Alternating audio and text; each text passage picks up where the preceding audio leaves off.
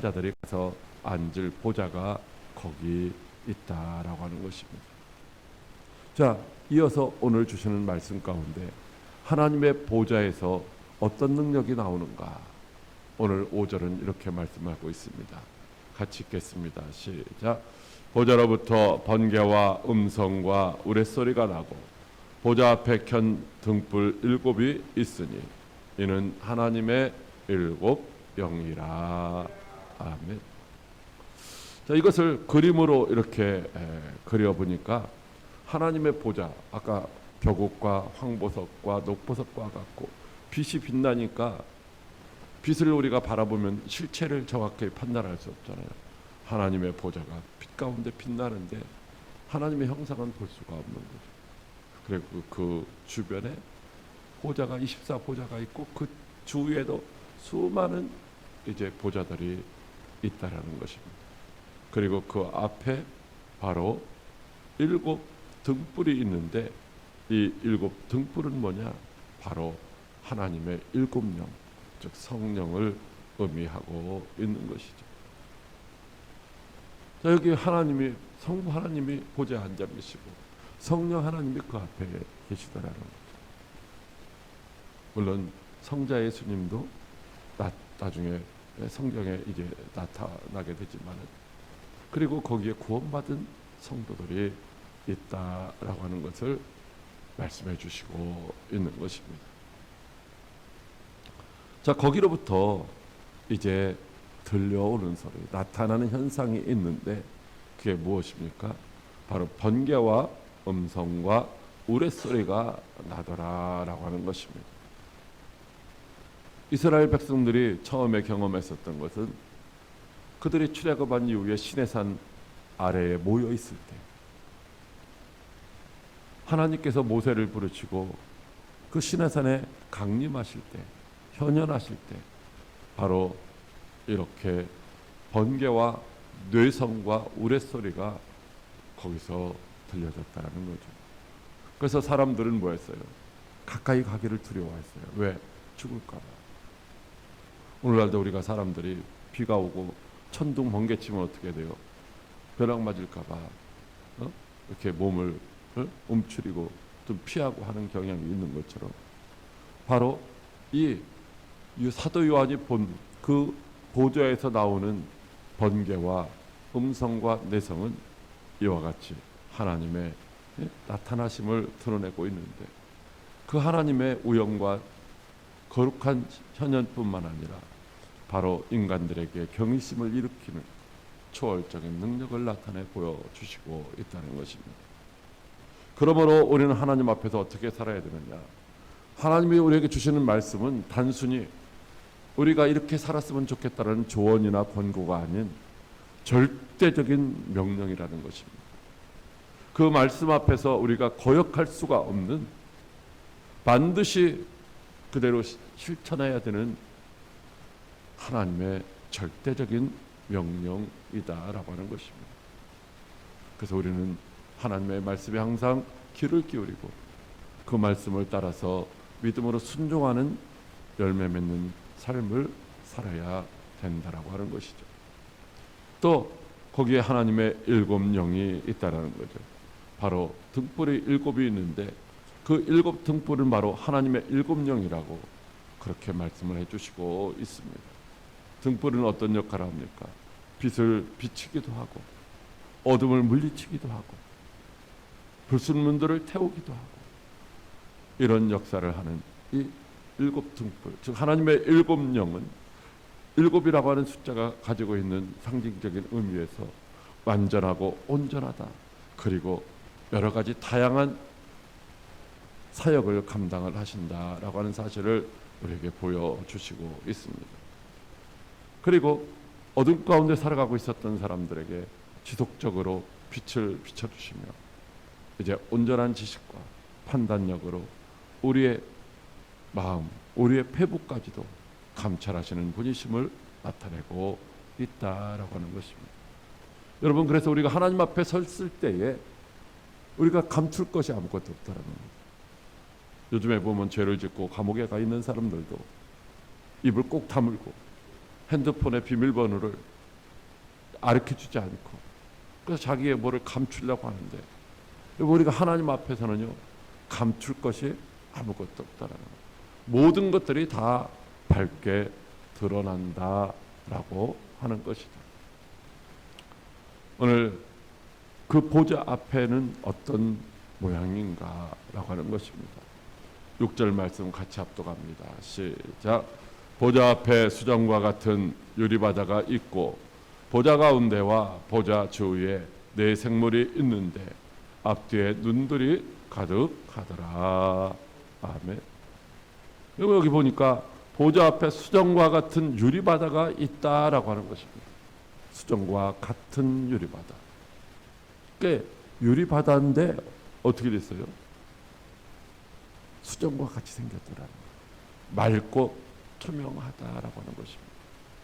그런데 천국에 바다가 있습니까? 천국에는요 바다가 없다라고 분명히 주님이 말씀해 주시고 있습니다. 요한계시록 21장 1절 말씀에 보면 처음 것이 다 지나갔는데 새하늘과 새 땅이 열리고 바다는 없다라고 분명히 말씀하시고 있습니다. 바다는요 세상을 상징하고 바다 가운데서 올라오는 괴상한 짐승은요 사탄 마귀를 의미하고 있는 것입니다. 여러분 천국에는요 바다가 없어요. 생명수 강은 흐르지만은요 바다는 없는 곳이 천국입니다. 사도 요한이 본 것은요 바로 수정과 같이 빛나는 유리처럼 아주 투명한 그런 세상이더라는 것입니다. 여러분 그래서 천국에 가면요 뭐 이렇게 지저분한 것들이 없어요. 거기는 쓰레기장도 없고 뭐 소각장도 필요 없고 여러분 길이 막 도로가 이번에 보니까 산사태도 나고 뭐 유실되고 그러던데 여러분 그럴 필요도 없어요. 길은 뭘로 되어 있어요? 황금으로 되어 있어요. 황금으로. 어떤 사람 어떤 부자가 하나님 앞에 졸랐습니다. 나 이거 아까우니까 나 못 먹고 못 입고 허리줄을 졸라가며 모았는데 이것 좀 가지고 가게 해달라고 하나님 앞에 졸르더라. 그런 거 필요 없다고 아무리 얘기해도 이 부자가 계속 졸르다니까 그래 그러면 가방 하나만 챙겨갖고 와라. 하나님이 그러셨대요. 이 부자가 재산을 다 팔아가지고 그것을 금기로 바꿔가지고 금덩어리를 가방에다가 이제 넣고 와가지고 갔는데 문 앞에서 베드로가 서서 야 너 뭘 갖고 왔어? 그런 거 필요 없는데 그러니까 이거 하나님한테 허락받은 거라고 부진부진 우기면서 베드로가 그럼 그게 뭔데 하고 열어보니까 뭐 금덩어리더라는 거죠. 베드로가 뭐라고 하는지 아세요? 야, 왜 도로 포장재를 갖고 왔네? 도로 포장재. 왜? 천국에는 뭐요? 다 황금길이라고 했잖아. 황금길. 여러분 천국은요 바로 이런 곳이라고 말씀해 주시고 있어요. 출애굽기 14장 10절 말씀에도요 이스라엘 백성들이요 하나님을 보니까 그 발 아래에는 청옥을 편듯하고 하늘같이 청명하더라. 청옥 하나님의 발 앞에 그 모든 것들이 청옥과 같더라 라고 그렇게 말씀하고 있는 것이죠. 바로 오늘 사도 요한이 본 그런 모습과 비슷한 모습인 것이죠. 천국은요 어둠이라고는요 한 점도 없어요. 구름도 없는 거예요. 찬란한 빛의 세계예요. 그 빛이 어디서 나옵니까? 하나님으로부터 어린 양 예수로부터 그 빛이 비춰진다라고 말씀하고 있는 것입니다. 그 천국은요 상상할 수도 없는 보석들과 수정들을 통해서 그 빛이 비춰지는 거예요. 제가 어딘가 전에 갔었는데 빛이 비춰지는 거 보니까 그 뭐 거울이 있고 막 보석처럼 생긴 그런 이렇게 각진 이런 보석과 같은 그 거울들이 있으니까 보니까 그 안에가 막 사람들도 여러 수로 다 보이고 막 이렇게 반사되고 그런 모습들을 제가 본 경험이 있는데 바로 천국은 그렇게 우리가 뭐라고 표현할 수 없는 황홀하고 찬란한 곳이다 라고 하는 것입니다. 그렇다면 이 수정과 같은 유리바다는 도대체 무엇을 의미하는 것입니까? 라고 하는 것입니다. 그런 거룩함과 초월성을 상징하는 것입니다. 바로 정결과 정화를 의미하고 있는 것이죠. 하나님의 전지성을 상징합니다. 하나님이 우리의 모든 것들을 다 보신다라는 거예요. 다 아신다라는 것이죠. 그래서 우리는 어떻게 살아야 돼요? 그리스도 예수 안에서 정결한 삶을 살아야 되는 거죠. 우리가 예수님의 십자가 보혈로 씻음 받았기 때문에 우리는 이제는요, 다시는 죄에 빠지지 않고 정결하고 성결한 삶을 살아야 된다라는 사실을 말씀해 주시고 있는 거예요. 왜? 우리가 거기에 가야 되기 때문에. 그 환경에 맞는 삶을 살다가 그곳에 가야 된다라고 말씀을 하시고 있는 것이죠. 오늘 말씀해 보면요, 이제 그런 보좌 앞에 누가 있느냐? 바로 내 생물이 있다라고 말씀하시고 있어요. 7절 말씀 같이 합독합니다. 시작. 그 첫째 생물은 사자 같고 그 둘째 생물은 송아지 같고 그 셋째 생물은 얼굴이 사람 같고 그 넷째 생물은 날아가는 독수리 같은데. 아멘. 그 생물이 하나님 보좌 앞에 24 장로들이 앉아있는 보좌도 있지만은요, 그 바로 앞에 바로 내 생물이 있다는 거예요. 내 생물. 여기 그림에 있는 것처럼 바로 앞에 내 생물이 있어요. 이 생물이라는 말은요, 살아있다라는 그런 의미로 이렇게 번역이 되는 거예요. 생물, 살아있는 존재더라라고 하는 거예요. 천국에. 그러니까 내 생물, 내 살아있는 존재가 있는데 어떻게 있어요? 눈들이 가득하다요. 눈. 앞에도 눈이 있고 뒤에도 있고 뭐 얼굴에 다 눈이 있고 막 날개에 눈이 있고 막 이런 거예요. 그러니까 그 눈들이 많다는 건 뭐예요? 다 본다라는 거죠. 다 안다라는 것을 의미하고 있는 것입니다. 즉, 이 생물들이 어떤 상황이냐면요, 이렇게 앞에 이렇게 보좌 앞에 생물이 있는 것이죠.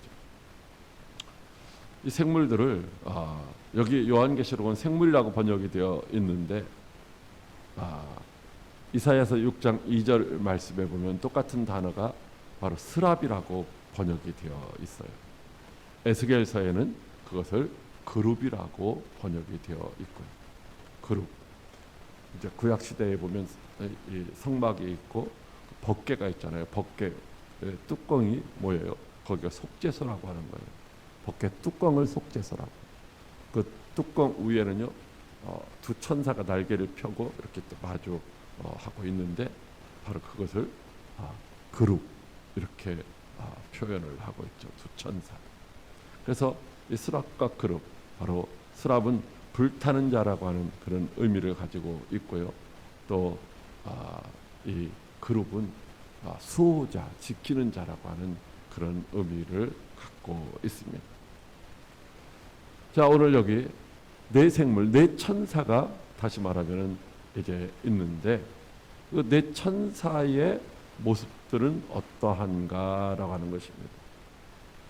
뭐 첫째로 오늘 본문에는요, 눈들이 가득하다는 눈들이 가득하다.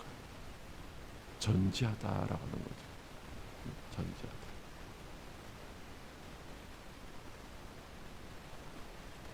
눈이 얼마나 중요해요.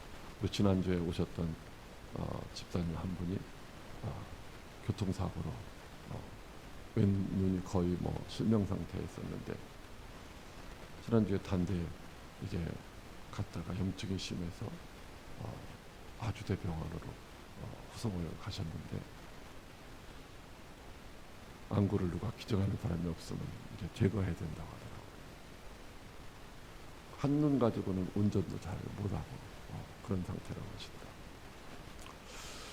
자, 여기에 네 생물은요, 사자와 같다라고 첫째 말하고 사자. 첫 번째 생물은 사자라는 거예요. 사자는 뭐예요? 밀림의 왕, 힘이 있다라는 거죠. 권위가 있어요. 그래서 이 사자, 왕권을 상징합니다. 그래서 우리가 복음서가 4권이잖아요. 마태복음을 뭐라고 해요? 사자복음이라. 사자복음, 왕복음. 마태복음을 의미하는 거예요. 그리고 두 번째로는요, 송아지와 같은 생물이라는 거. 송아지. 이 송아지는요, 무엇을 의미하느냐면요, 송아지, 황소는 열심히 일을 하는, 주인이 원하는 일을 하기도 하고, 또 이 황소는 하나님 앞에 희생의 제물로 드려지기도 하는 그런 짐승이잖아요. 그러니까 봉사와 희생을 상징하고 바로 희생제물로 하나님 앞에 드려진 예수 그리스도를 상징하고 있는 것이죠. 그래서 이 마가복음을 송아지복음이라고 합니다. 송아지복음, 마가복음.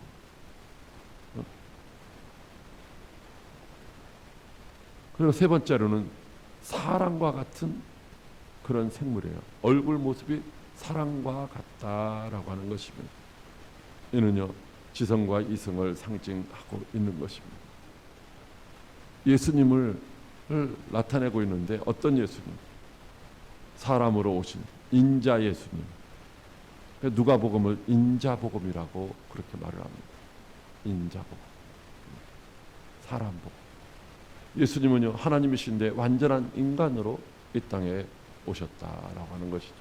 누가복음을 통해서는 예수님이 완전한 사람이심을 계속해서 나타내주고 있죠. 네 번째는요, 독수리와 같은 생물이 있습니다. 독수리는 어떻습니까? 행동이 빠르죠. 신속하죠. 그리고 멀리서도 짐승을 보고서 정확하게 사냥을 합니다. 통찰력이 있는 거예요. 다시 말하면 영적인 통찰력을 상징하고 있는데 예수님의 신성을 의미하고 있어요. 하나님이신 예수님, 인간으로 오셔서 이 땅에서 고난을 겪으셨지만 그분은 완전한 하나님이시다. 요한복음은 바로 그분이 그렇게 하나님이심을 계속해서 증거해주고 있는 것입니다. 그래서 요한복음을 독수리 복음이라고 이렇게 표현을 하고 있습니다. 자, 이 네 생물이 상징하는 것이 뭐예요? 바로 예수 그리스도를 상징하는 것이고요. 예수 그리스도가 주신 이 복음을 상징하고 있다라고 하는 것입니다. 이 네 생물의 사역이 무엇입니까? 네 생물의 모습은 이렇습니다. 같이 읽습니다. 시작. 네 생물은 각각 6날개를 가졌고 그 안과 주위에는 눈들이 가득하더라. 그들이 밤낮 쉬지 않고 이르기를 거룩하다 거룩하다 거룩하다 주 하나님 곧 전능하신 이여 전에도 계셨고 이제도 계시고 장차 오실 이시라 하고. 아멘. 이 네 생물, 네 천사, 네 스랍, 네 그룹이 하는 일이 무엇이냐라고 하면요, 그들이 모습을 보니까 날개가 6개예요. 그리고 거기에 날개에 안에도 눈이 있고 밖에도 눈이 있다라는 거예요. 그리고 그들의 입에서는요, 계속해서요, 거룩하다 거룩하다 거룩하다라고 외치고 있더라는 것입니다. 여러분, 각각의 6날개는 무엇을 의미하고 있을까? 바로 두 날개로는 무엇을 하고 있느냐면요, 바로 얼굴을 가리고 있다라는 거예요. 자, 이 모습은요, 이사야서에도 나오고 에스겔서에도 나오는 모습이에요. 여러분, 요한계시록의 말씀들은 구약 성경에 있는 내용들이 약 70%가량이 그대로 인용이 되고 있다는 거죠. 사도 요한이 봤는데 그 모습은 딱 보니까 아하, 에스겔서에 나오는 그 모습, 이사야서에 나오던 그 모습이더라는 거죠. 그래서 그렇게 그대로 기록을 하고 있는 것입니다. 두 날개로 얼굴을 가리고 있다는 거예요.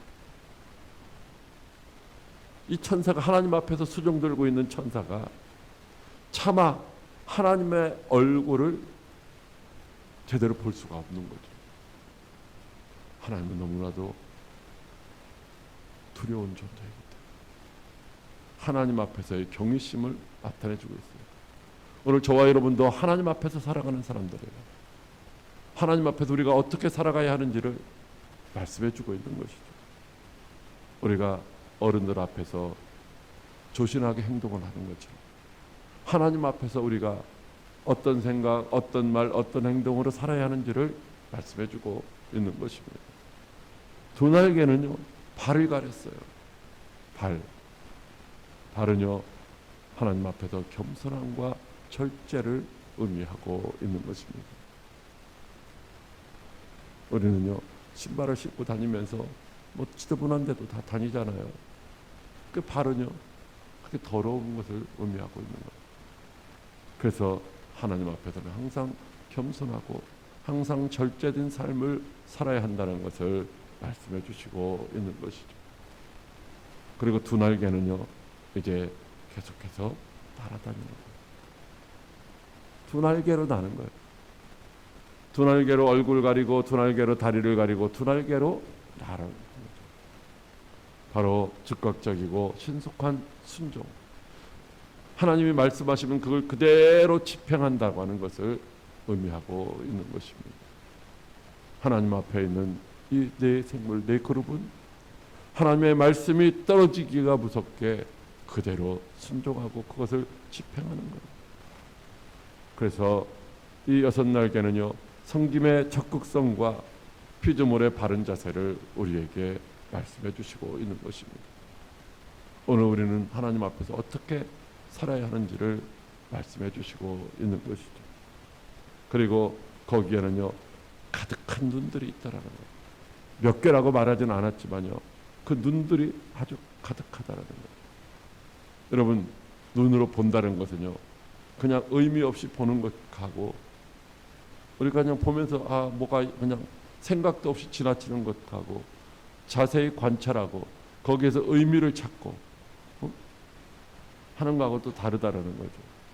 여기 가득한 눈들은요, 그냥 단순히 보는 것을 의미하는 것이 아니라 그것이 어떤 뜻을 가지고 있는지 이해를 하고 그것이 우리에게 무엇을 의미하는지 그런 것들을 분별해야 된다라고 하는 것입니다. 오늘날 이 시대에, 우리가 사는 이 시대에 일어나는 현상들, 이런 것들을 보면서 우리는 주님이 오실 때가 가까웠다라고 하는 그런 것을 우리가 판단할 줄 아는 그런 눈을 가지고 살아야 된다라고 하는 것이죠. 다시 말하면 하나님의 뜻을 완전히 이해하고 분별하는 능력이 있어야 된다는 거예요. 하나님은 수없이 말씀하시고 사사시대에 보면 하나님께서 하나님의 말씀에 불순종하는 사람들에게 어떻게 해요? 일반적인 재앙이나 아니면 외세의 침략을 통해서 그들을 고통스럽게 만드는 거예요. 그리고 그들이 이것이 하나님의 징계라고 하는 사실을 깨닫고 회개하면 하나님이 구원자를 보내셔서 그들을 또 구원하시고 그 땅에 평안을 주시고. 여러분, 우리가 살아가는 이 세상은요, 과학 문명이 발달하고 있지만요, 그러나 그것 이상으로 새로운 질병이라든가 우리가 적응하기 힘든 새로운 환경들이 생긴다라고 하는 것입니다.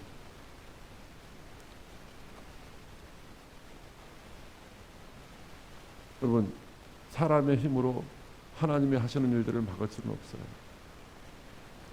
비가 이렇게 많이 와서 아무리 사람이 자연재해를 입지 않고 싶어도 그것이 감당되지 않는다라는 거죠. 산청이라고 하는 마을을 보니까 산청이라는 군은 아예 군민 전체가 다 대피했더라고요. 산사태가 나서 매몰되고 죽고. 여보, 우리는요,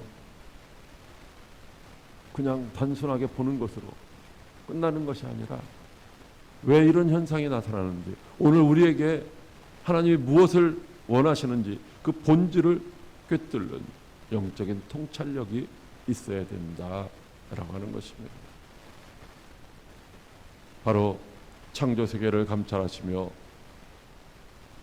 이 신적 지식을 반영하고 실행해야 된다라는 사실을 우리에게 말씀해 주시고 있는 것입니다. 우리가 단순하게 하루하루 내게 주어진 시간을 그냥 내게 주어진 환경 속에서 자신만을 위해서 살아가는 것이 아니라 하나님의 뜻이 무엇인지를 분별하고 그 뜻을 이루어가는 그런 삶을 살아야 된다라고 말씀하시고 있는 거예요. 여러분, 그렇잖아요. 우리가 뭐 회사에서도 직장에서 보면 오너가 원하는 것을 하는 사람들이 어떻게 돼요? 잘했다고 칭찬받는 거죠. 오너가 무엇을 원하는지 그것을 알고 열심히 해야 되는 거죠. 열심히만 한다고 해서 되는 것이 아니라 오너가 원하는 방향으로 열심을 해야 되는 거예요. 우리가 아무리 열심히 산다고 해도 하나님의 뜻대로 살지 못하면 오히려 하나님과 더욱더 멀어지는 경우도 있다라고 하는 것입니다. 오늘 이 그룹들이 하는 일이 무엇입니까? 바로 거룩하다, 거룩하다, 거룩하다라고 그렇게 외치고 있는 거예요. 즉 하나님의 절대적 완전하심을 외치고 있는데, 이 거룩은요 구별됐다라는 거예요. 완전하다는 거예요. 오염되지 않았다는 것을 말해주고 있는 거예요. 여러분, 우리도 어떻게 살아야 되는 거예요? 세상 사람들과 구별된 삶을 살아야 된다는 거죠. 하나님을 모르는 사람들과 구별된 삶을 살아야 되는 거예요. 적당하게 구별된 것이 아니라 완전하게 오염되지 않은 그런 삶을 살아야 된다라고 하는 것입니다. 하나님 중심, 말씀 중심의 삶을 살아야 되는 거예요. 세상과 적당히 타협하며 살아가는 것이 아니라 오직 하나님만이 본질적으로 거룩하심을 선포하면서 우리가 날마다 주님 안에서 주님을 닮아가는 삶을 살아야 된다라고 하는 것입니다. 오늘 그 천사들이 거룩하다, 거룩하다, 거룩하다라고 찬양하고 있어요. 그것은 바로 천사들뿐만 아니라 모든 피조물들이 하나님 앞에서 항상 찬양을 해야 된다는 거예요. 다음 주에 말씀드릴 이제 10절과 11절 말씀을 통해서 우리들이 어떻게 하나님을 찬양해야 되는지 나오고 있는데, 우리의 모든 삶은 하나님의 영광을 찬양하는, 찬양은 바로 자랑한다는 거예요. 하나님의 하신 일들을 자랑하는 거예요. 하나님이 우리를 이렇게 사랑하시고 우리를 이렇게 구속하시고 우리를 위해서 이렇게 준비하셨다는 것을 자랑하는 것이 바로 찬양하는 것이죠. 이것은 모든 피조물들이 해야 될 일이라는 것입니다.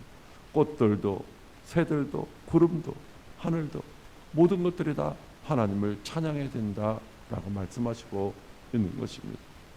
이 네 생물이 오늘 우리에게 주시는 메시지가 무엇입니까? 9절 말씀은 이렇게 말하고 있습니다. 그 생물들이 보좌에 앉으사 세세토록 살아계시는 이에게 영광과 존귀와 감사를 돌릴 때에, 그 네 생물은 바로 하나님 보좌에 앉으신, 살아계셔서 역사하시는 하나님 앞에 뭐하고 있어요? 영광과 존귀와 감사를 돌리고 있다라고 하는 것입니다.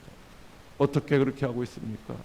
바로 전에도 계셨고 라고 말하고 있어요. 하나님은요 시간을 초월하는 영원한 분이에요. 창조의 근본이신 분이시라는 것입니다.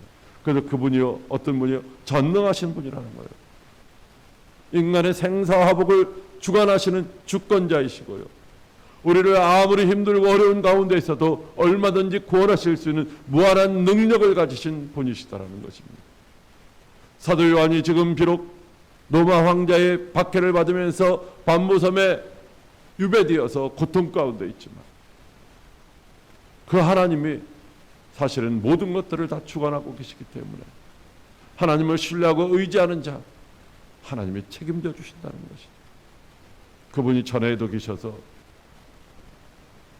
모든 것들을 말씀으로 창조하셨을 뿐만 아니라 이스라엘 백성들을 애굽 땅에서 구원하셨던 것처럼, 그리고 과거에 수없이 이스라엘의 대적들을 멸망시키셨던 것처럼 그분이 지금도 함께 하신다는 거죠.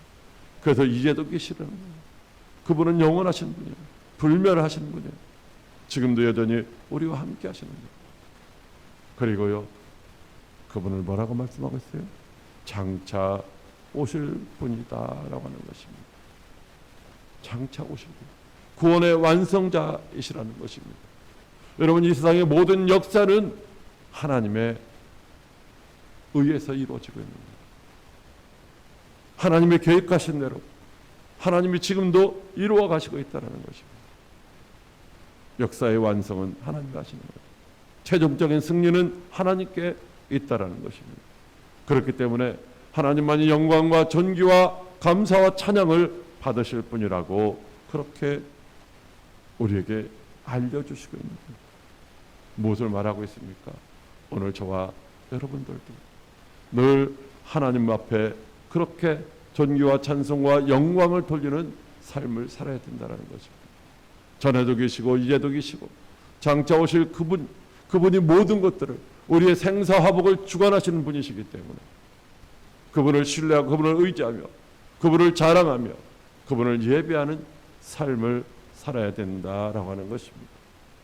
여러분, 우리가 천국에 가서 해야 될 일은요, 다른 게 없어요. 일할 필요도 없어요. 예배하는 거예요. 예배. 찬양하고 예배하는 거예요. 그래서 그것을 이 땅에서도 연습하며 살아가는 거예요. 여러분, 우리는요, 무엇인가를 해야 될 때요, 평소에 연습하지 않았으면, 평소에 습관이 안 되어 있으면 어떻게 해요? 잘 안 돼요. 못 하는 거죠. 운동선수들이 평소에 연습한 대로 어떻게 해요? 필드에서 그 실력이 나오는 것처럼 우리가 천국에 가서 하나님 앞에서 예배하며 찬양하며 예배할 때에 이 땅에서의 그 삶이 어떻게 돼요? 계속해서 이어지는 거죠. 하나님은요, 시간과 공간을 뭐 하셔요? 초월하시는 분이에요. 하나님은요, 지금도 우리가 여기서 드리는 예배를 지금도 받으시는 거예요. 계속해서 그 예배를 받기를 원하시는 것이죠. 그래서 우리가 이 땅에서 해야 될 뭐예요? 예배하는 거예요. 찬송하는 거예요. 로마서 12장 1절에 구원받은 하나님의 백성들은 어떻게 살아야 되는가? 그러므로 형제들아, 내가 하나님의 모든 자비하심으로 너희를 권하노니 너희 몸을 하나님이 기뻐하시는 거룩한 산제물로 드리라. 이는 너희가 드릴 영적 예배니라 라고 말씀하시고 있습니다. 우리의 몸이 어디에 있든지, 가정에 있든지 일터에 있든지 어느 순간이든지 하나님 앞에 있다라는 사실을 생각하고 하나님 앞에 예배자로서의 삶을 살아갈 수 있는, 그래서 천국에서도 하나님 앞에서 그렇게 승리자로 인정받고 예배하며 살아갈 수 있는 저와 여러분들이 다 되시기를 주님의 이름으로 축복합니다.